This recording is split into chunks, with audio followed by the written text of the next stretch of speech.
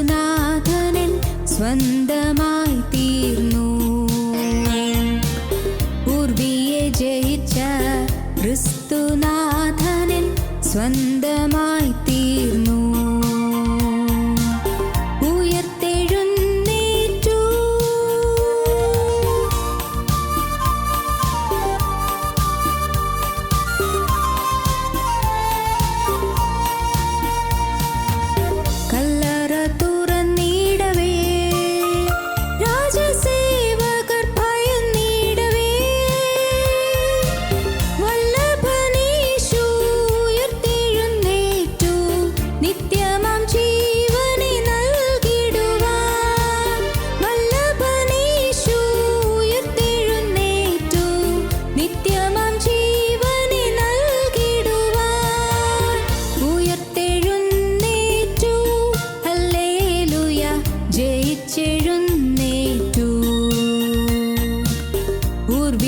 ജയിച്ച ക്രിസ്തുനാഥനൻ സ്വന്തമായി തീർന്നു. ഉയർത്തെഴുന്നേറ്റു.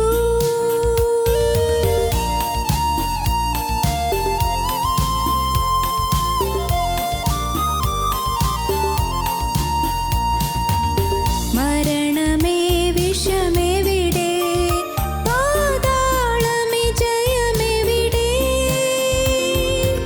മരണത്തെ ജയിച്ചവൻ ഉയർത്തെഴുന്നേറ്റു. പാതാളവൈരി ജയിച്ചവനായി. മരണത്തെ ജയിച്ചവൻ ഉയർത്തെഴുന്നേറ്റു. പാതാളവൈരി ജയിച്ചവനായി. ഉയർത്തെഴുന്നേറ്റു. ഹല്ലേലൂയ. ജയിച്ചെഴുന്നേറ്റു. പൂർവിയെ ജയിച്ച ക്രിസ്തുനാഥനൻ സ്വന്തമായി തീർന്നു. ഉയർത്തെഴുന്നേറ്റു.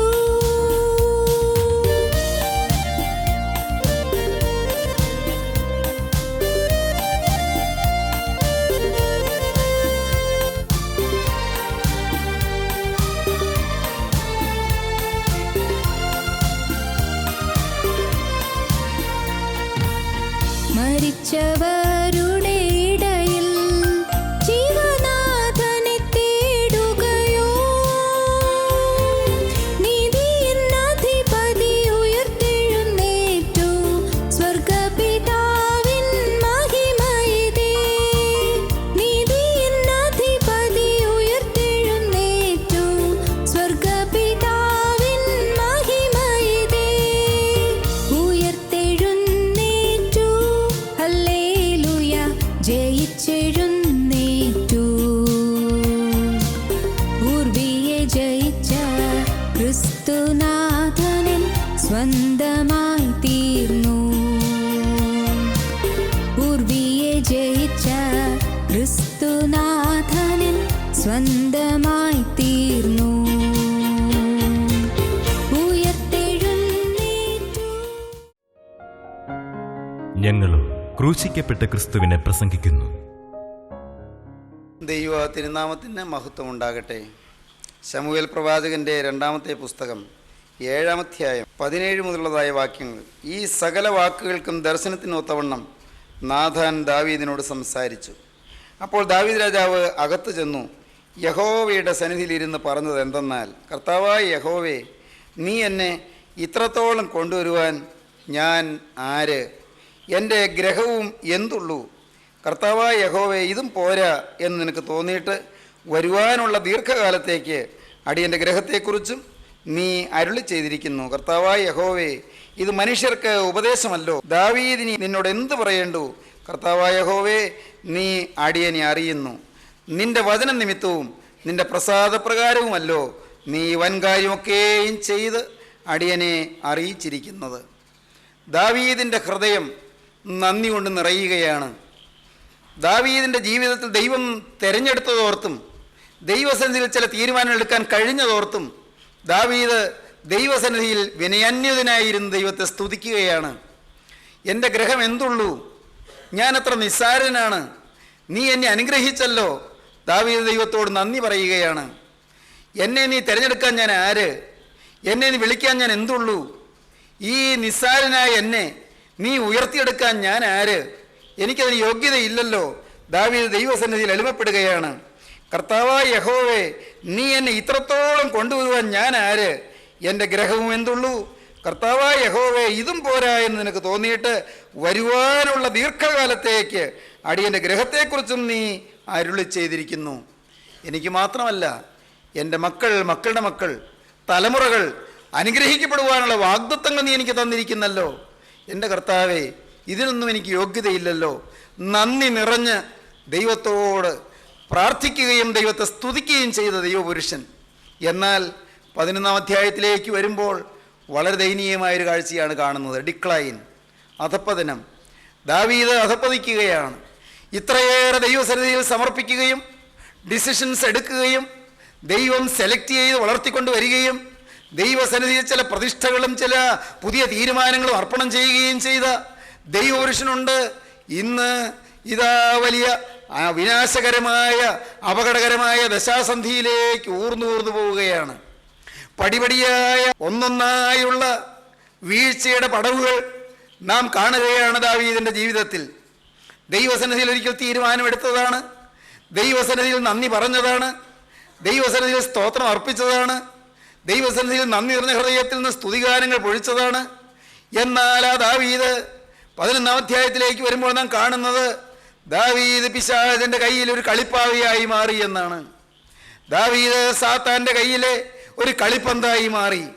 ദാവീദ് പാവ പോലെ പിശാചിന്റെ ഇഷ്ടം ചെയ്യുന്ന ഒരു വലിയ അപകടകരമായ അവസ്ഥയിലേക്ക് അധപ്പതിച്ചു പോയി എന്നാണ് ഡിക്ലൈൻ. 11-ാം അധ്യായം.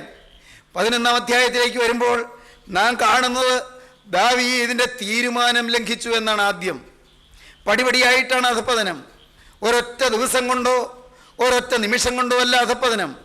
പ്രിയപ്പെട്ടവരെ, ആത്മീയൻ്റെ അധപ്പതനം പടിപടിയായിട്ടാണ്. അത് ക്രമേണയാണ്.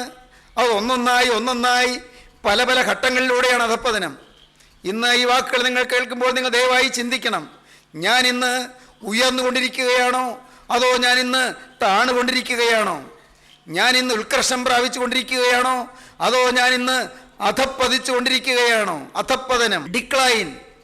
ഞാൻ ഇന്ന് അധപ്പതനത്തെ നേരിടുകയാണോ? ഞാൻ ഇന്ന് താണുകൊണ്ടിരിക്കുകയാണോ? എൻ്റെ ആത്മീയ ശക്തി ചോർന്നു പോയിരിക്കുകയാണോ? ആത്മാവിൻ്റെ കരുത്ത് ക്ഷയിച്ചു പോയിരിക്കുകയാണോ? പ്രാർത്ഥനയുടെ വീര്യം കുറഞ്ഞു പോയിരിക്കുകയാണോ? എൻ്റെ തീരുമാനങ്ങൾ ഞാൻ ലംഘിച്ചു കളഞ്ഞിരിക്കുകയാണോ? എൻ്റെ ജീവിതത്തിൽ ഞാൻ എടുത്ത പ്രതിഷ്ഠകളെല്ലാം തകർന്നു പോയിരിക്കുകയാണോ? ഞാൻ പടുത്തുയർത്തിയതായ എൻ്റെ തീരുമാനങ്ങളുടെ കൊട്ടാരങ്ങളെല്ലാം ചെറിത്തെറിച്ച് വീണ് അമർന്നു പോയിരിക്കുകയാണോ? കർത്താവേ, എൻ്റെ അവസ്ഥ എന്താണ്? പ്രിയപ്പെട്ടവരെ, നിങ്ങളൊന്ന് കാണുക, നിങ്ങളൊന്ന് തിരിഞ്ഞു നോക്കുക. എൻ്റെ ഇപ്പോഴത്തെ ആത്മാവിൻ്റെ അവസ്ഥ എന്താണ്? വർഷങ്ങൾക്ക് മുൻപ് ഞാൻ മാനസാന്തരപ്പെട്ടപ്പോൾ, അന്ന് ഞാൻ എൻ്റെ ഹൃദയം നിനക്ക് തോന്നു തന്നപ്പോൾ, ഞാൻ നിന്നെ എളിമയോടെ എതിരേറ്റപ്പോൾ, ഞാൻ തിരുസന്നിധിയിൽ സമർപ്പണമെടുത്തപ്പോൾ, അന്നുള്ള ആ തീരുമാനത്തിൻ്റെ വീര്യത്തിലും കരുത്തിലുമാണോ ഞാൻ ഇന്ന് നിൽക്കുന്നത്? ദൈവത്തിന് സ്തോത്രം. പ്രിയപ്പെട്ടവരെ, തിരിഞ്ഞു നോക്കണം. ക്രിസ്തീയ ജീവിതത്തിൽ തിരിഞ്ഞു നോട്ടം ആവശ്യമാണ്. സ്വയം ശോധന ആവശ്യമാണ്. പണ്ടത്തെ വീര്യം എനിക്കുണ്ടോ? പണ്ടത്തെ സ്നേഹം എനിക്കുണ്ടോ? പണ്ടത്തെ വിശ്വാസം എനിക്കുണ്ടോ? പണ്ടത്തെ പ്രത്യാശ എനിക്കുണ്ടോ? പണ്ടുണ്ടായിരുന്ന ദാർഢ്യം എനിക്കുണ്ടോ? പണ്ടുണ്ടായിരുന്ന സ്ഥിരത എനിക്കുണ്ടോ? പണ്ടുണ്ടായിരുന്ന വചനത്തിന് വേണ്ടിയുള്ള ആർത്തി എനിക്കുണ്ടോ? പണ്ട് വചനം കേൾക്കാനുണ്ടായിരുന്ന ദാഹം എനിക്കുന്നുണ്ടോ? ദൈവത്തിന് സ്തോത്രം. പണ്ട് ദൈവത്തിൻ്റെ വേല ചെയ്യാനുണ്ടായിരുന്ന നിഷ്കളങ്കമായി അഭിവാൻ ചെയ്യുന്നുണ്ടോ? പണ്ട് ആത്മാക്കളെക്കുറിച്ചുണ്ടായിരുന്ന ഭാരം ഇന്നെനിക്കുണ്ടോ? ആത്മാക്കളെക്കുറിച്ചുള്ള വേദന ഇന്ന് എനിക്കുണ്ടോ? നഷ്ടപ്പെട്ടു പോകുന്നവരെക്കുറിച്ചുള്ള വേദന എനിക്കുണ്ടോ? പണ്ട് എന്നോട് എതിർക്കുന്നവരെയും സ്നേഹിച്ചിരുന്ന ആ സ്നേഹത്തിൻ്റെ പാരമ്യം ഇന്നെൻ്റെ ഹൃദയത്തിൽ നനവൂറി നിൽക്കുന്നുണ്ടോ? ദൈവത്തിന് സ്തോത്രം. ശാന്തമായി ചിന്തിക്കൂ. പണ്ട് വിശുദ്ധിക്ക് വേണ്ടിയുണ്ടായിരുന്ന ആ നിഷ്കളങ്കമായ ദാഹം ഇന്ന് അതുപോലെ നിലനിൽക്കുന്നുണ്ടോ? ഒരാറ്റം പോലും തെറ്റുപറ്റുകയില്ല എന്നുള്ള നിർബന്ധം ഇന്ന് ഹൃദയത്തിൽ കരുത്തോടെ നീറിപ്പിടിച്ചു നിൽക്കുന്നുണ്ടോ? ദൈവത്തിന് സ്തോത്രം. ഒരു നോട്ടത്തിൽ പോലും തെറ്റുപറ്റുകയില്ല, ഒരു ചിന്തയിൽ പോലും പാളിച്ച വരികയില്ല. എൻ്റെ ഓരോ ചലനത്തിലും എൻ്റെ ജീവിതം മുഴുവൻ യേശുവിൻ്റെ വിശുദ്ധി കൊണ്ട് നിറഞ്ഞിരിക്കുമെന്ന് ഒരു തീരുമാനമെടുത്ത് അങ്ങനെ ജീവിച്ചു പോകുന്ന കാലം പോലുള്ള അതുപോലുള്ള വിശുദ്ധിയുടെ തീഷ്ണത ഇന്ന് ജീവിതത്തിൽ നിലനിൽക്കുന്നുണ്ടോ? ദൈവത്തിന് സ്തോത്രം. ദാവീദ് അധപ്പതിച്ചു പോയി. ദാവീദിന്റെ തീരുമാനം ലംഘിച്ചു. എന്താണ് തീരുമാനം ലംഘിച്ചത്? 2 ശമൂവേൽ 11-ാം അധ്യായം 1-ാം വാക്യം. പിറ്റേ ആണ്ടിൽ രാജാക്കന്മാർ യുദ്ധത്തിന് പുറപ്പെടും കാലം ദാവീദ് യോവാബിനെയും അവനോടുകൂടെ തന്റെ സേവകരെയും എല്ലാ ഇസ്രായേലിനെയും അയച്ചു. അവർ അമ്മോന്യദേശം ശൂന്യമാക്കി രബ്ബ പട്ടണം നിരോധിച്ചു. ദാവീദോ യെരൂശലേമിൽ തന്നെ താമസിച്ചിരുന്നു. ദൈവത്തിന് സ്തോത്രം. യുദ്ധം നടക്കുകയാണ്. യുദ്ധക്കളത്തിലേക്ക്, രണാങ്കണത്തിലേക്ക് ഇതാ സൈന്യസന്നാഹം പുറപ്പെട്ടിരിക്കുകയാണ്. മുൻപൊക്കെ യുദ്ധമുള്ളപ്പോൾ മുൻനിരയിൽ നിൽക്കുന്ന വീര പോരാളിയാണ് ദാവീദ്. എന്നാൽ ഇന്നോ ദാവീദ് കൊട്ടാരത്തിൽ തന്നെ അലസനായി പാർക്കുകയാണ്. യുദ്ധരംഗത്ത് ശത്രുവിൻ്റെ മുൻപിൽ പടവാളേന്തി പോരാടാൻ തൻ്റെ പ്രിയപ്പെട്ട സൈന്യം പോയപ്പോൾ, തൻ്റെ പ്രിയപ്പെട്ട ഭടന്മാർ പോയപ്പോൾ അവരുടെ കൂടെ മുമ്പ് പോയിക്കൊണ്ടിരുന്ന ദാവീദ് ഇന്ന് കൂടെ പോകാതെ ദാവീദ് അലസനായി കൊട്ടാരത്തിൽ പാർക്കുകയാണ്. ദാവീദിന് പക്ഷേ ന്യായങ്ങളുണ്ടാകും. ആർക്കും ശരിയെന്ന് തോന്നാവുന്ന ന്യായങ്ങളുണ്ടാകും. പണ്ടത്തെ കാലമല്ലല്ലോ, പ്രായമായില്ലേ, വാർദ്ധക്യമായില്ലേ, ഇന്ന് എന്നെ കൊണ്ട് പറ്റുമോ? പണ്ടൊക്കെ ചൊറിയുറുക്കോടെ ഞാൻ യുദ്ധക്കളത്തിലൊക്കെ ഓടിപ്പോയിരുന്നു. ഞാൻ ചൊറിയുറുക്കോടെ യുദ്ധം ചെയ്തിരുന്നു. ഗോലിയാത്തിനെ ഒരൊറ്റ കവണക്കല്ലിൻ്റെ ഏറുകൊണ്ട് ഞാൻ താഴെ വീഴിച്ചിരുന്നു. അതൊക്കെ പഴയ കഥ. ഇന്ന് പ്രായമായില്ലേ, എനിക്ക് വിശ്രമിക്കേണ്ട കാലമല്ലേ. ഇന്ന് അങ്ങനെ അങ്ങ് ഈ പടയാളികളുടെ കൂടെ പോയി യുദ്ധം ചെയ്യാനോ ഉള്ളൂ ഞാൻ. അതൊക്കെ ചെറുപ്പക്കാർ ചെയ്യട്ടെ, അതൊക്കെ താഴേക്കടലുള്ളവർ ചെയ്യട്ടെ. ദൈവത്തിന് സ്തോത്രം. എന്താണ് ഈ യുദ്ധം? ശത്രുവിനോടുള്ള യുദ്ധം എന്താണ്? ആത്മീയനെ സംബന്ധിച്ച് ശത്രുവിനോടുള്ള യുദ്ധം, അത് ആ പോരാട്ടം എന്താണെന്നറിയാമോ? അത് ദൈവത്തിൻ്റെ വേലയാണ്. മുൻപ് ദൈവത്തിൻ്റെ വേലയുടെ മുഖത്ത് പാഞ്ഞെത്തിയ ദൈവവൈതൽ വേലയുടെ മുഖത്തുനിന്ന് പിന്മാറിപ്പോയെങ്കിൽ കാര്യമായ കേട് തുടങ്ങാൻ പോകുന്നെന്ന് അറിഞ്ഞുകൊള്ളുക. ദൈവത്തിന് സ്തോത്രം. മുൻപ് എപ്പോഴും കൂട്ടായ്മയിൽ മുൻപന്തിയിൽ വന്നിരിക്കുന്നയാള് പിറയിൽ എവിടെയെങ്കിലും മാറി ഇരിക്കുന്നെങ്കിൽ സൂക്ഷിച്ചു കൊള്ളുക.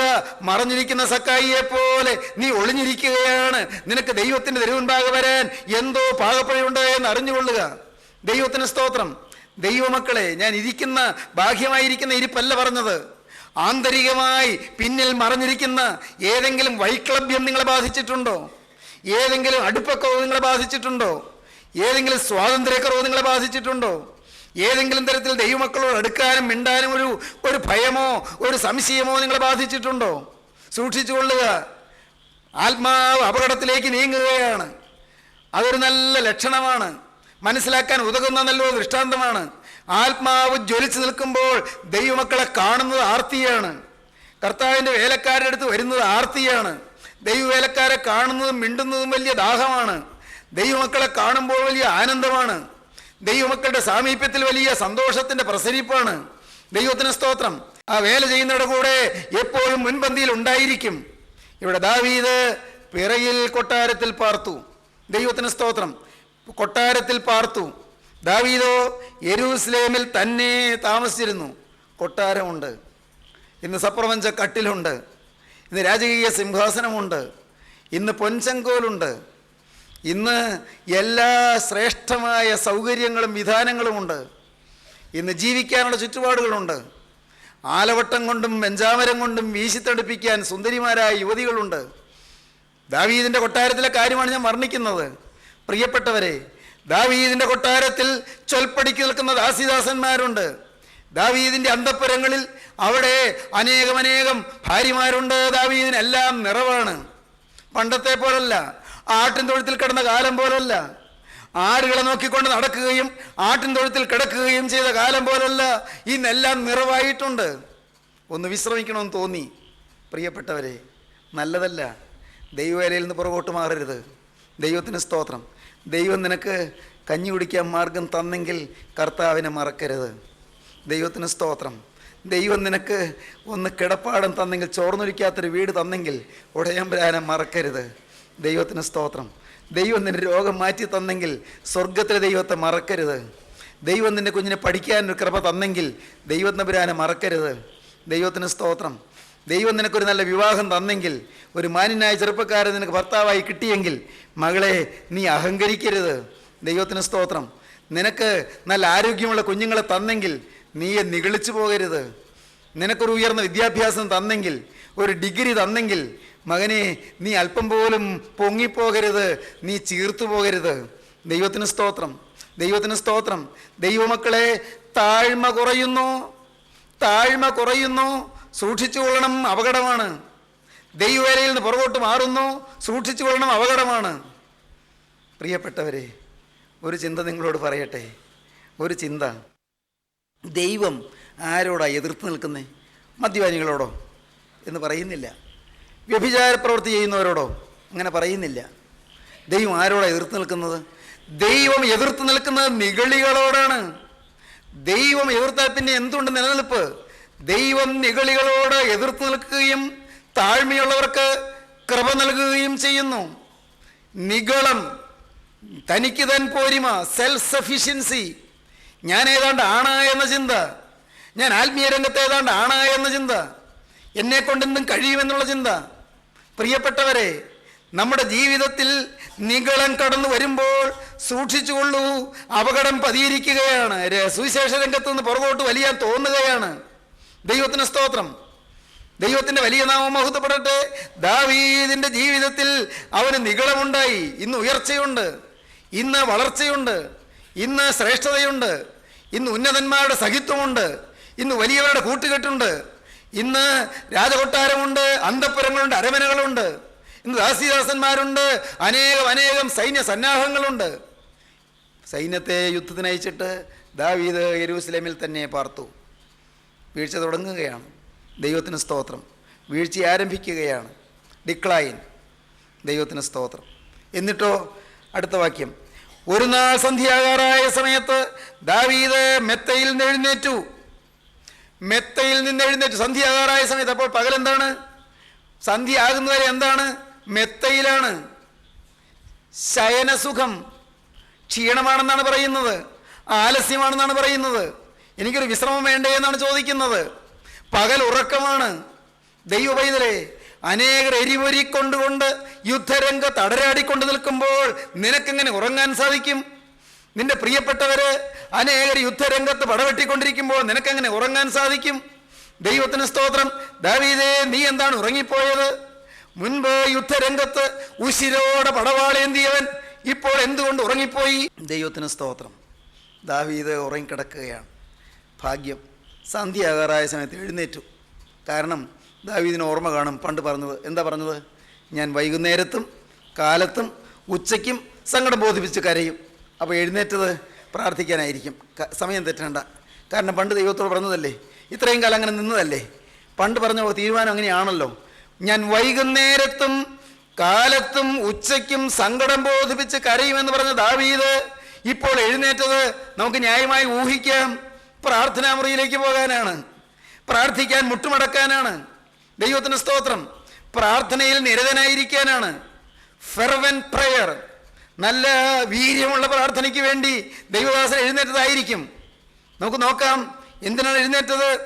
ഒരു നാൾ സന്ധ്യാകാറായ സമയത്ത് ദാവീദ് മെത്തയിൽ നിന്ന് എഴുന്നേറ്റു, രാജധാനിയുടെ മാളികമേൽ ഉലാവിക്കൊണ്ടിരിക്കുമ്പോൾ. അല്ലല്ല, പ്രാർത്ഥനയുടെ സമയവും തെറ്റിച്ചു. ആ തീരുമാനമൊക്കെ മറന്നുപോയി. വൈകുന്നേരത്തും കാലത്തും ഉച്ചയ്ക്കും സങ്കടം ബോധിപ്പിച്ച് കരയുമെന്ന് പറഞ്ഞ ദൈവദാസൻ, ദൈവത്തിൻ്റെ വ്രതനും ദൈവത്തിൻ്റെ അഭിഷിക്തനുമായ രാജാവും ദീർഘദർശിയും ഇസ്രായേലിൻ്റെ മധുരഗായകനുമായ ദാവീദ് മറന്നുപോയി. പ്രാർത്ഥനയുടെ സമയം മറന്നുപോയി. വൈകുന്നേരത്ത് പ്രാർത്ഥിക്കുമെന്ന് പറഞ്ഞ ദാവീദ് വൈകുന്നേരത്ത് മട്ടുപ്പാവിൽ ഉലാത്തുകയാണ്, മാളികമേൽ ഉലാവിക്കൊണ്ടിരിക്കുകയാണ്, ടെറസിലൂടെ ഇങ്ങനെ നടക്കുകയാണ്. ദൈവത്തിന് സ്തോത്രം. ദൈവപൈതലേ, നിന്റെ തീരുമാനങ്ങൾ എവിടെയെല്ലാമാണ് ലംഘിച്ചത്? തിരുവചനം ധ്യാനിക്കാനുള്ള സമയം ഇന്ന് എത്ര കണ്ട് നീ എടുക്കുന്നുണ്ട്? ദൈവത്തിൻ്റെ തിരുവചനം വായിച്ച് ധ്യാനിച്ച് നിന്നെ തന്നെ സമർപ്പിക്കുവാൻ എത്ര സമയം നീ ഇന്ന് എടുക്കുന്നുണ്ട്? ദൈവസന്നിധി ഇരുന്ന് നിന്നെ തന്നെ ശോധന ചെയ്യുവാനും നിന്റെ പാപപ്രവണതകൾ ഓരോന്നോരോന്നായി